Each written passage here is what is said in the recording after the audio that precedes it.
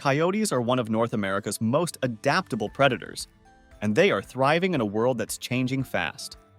From rural forests to suburban backyards, these animals have managed to not just survive, but flourish. But what's behind their success? New research from the University of New Hampshire gives us some surprising answers. The study, one of the largest of its kind, made possible by a team of experts and funding from several major organizations, including the USDA and the National Science Foundation, looked at coyote populations across a wide range of environments, from quiet rural areas to bustling suburbs. The success of the coyote is baffling to many. It's not like they have had an easy time of it. In fact, their population spread is a testament to survivability. They're not the most popular critters in the wilderness as far as people are concerned. Many people have hunted coyotes in an attempt to lower the populations. Official efforts to eradicate coyotes in the U.S. date back to the 19th century, with widespread government-sponsored campaigns aimed at eliminating them due to concerns over livestock predation. Poisoning, trapping, shooting, and even bounty hunting were common tactics. By the early 1900s, the federal government spent millions on coyote control. Despite these efforts, coyotes continued to spread and adapt, often repopulating areas quickly after control measures. Over time, these strategies proved ineffective, and coyotes have not only persisted, but thrived, now occupying diverse habitats across North America, from rural areas to urban environments. As it turns out, these lethal attempts may have actually been counterproductive according to the latest findings from researchers who used over 4,500 camera traps set up across the U.S. to gather data on where coyotes live and how they're impacted by things like hunting, the presence of larger predators, and urban sprawl. They also used satellite data to get a better sense of how these different factors are shaping coyote numbers.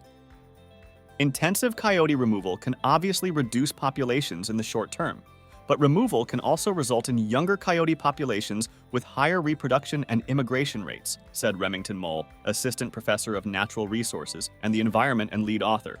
In our study, we detected more coyotes in places where hunting was allowed. This trend occurred over several years, suggesting that, on average, hunting did not reduce coyote abundance and perhaps increased it locally in certain areas. One key finding is that larger predators like bears and pumas can actually limit coyote populations, but it depends on the type of habitat. In forested areas, black bears have a stronger effect on coyotes, while in more open environments, pumas tend to have the upper hand. Of course, these larger predators have also been driven out of many areas by hunting, but are not as capable of coming back as the coyote is.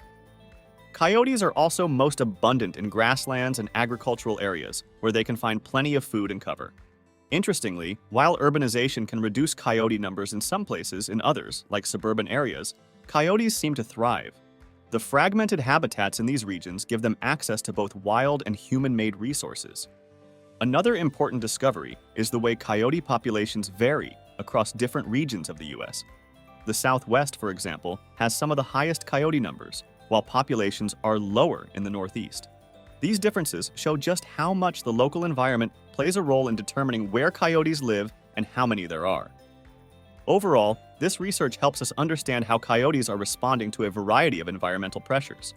And while hunting may not be as effective at controlling their numbers as we thought, protecting and restoring habitats for larger predators like pumas and bears could have a bigger impact on keeping coyote populations in balance. Don't stop here. Find out more. Visit the links in the description below for more in-depth information on the stories presented in this video. Or if you are a part of a wildlife organization doing something interesting right now, let us know in the comments.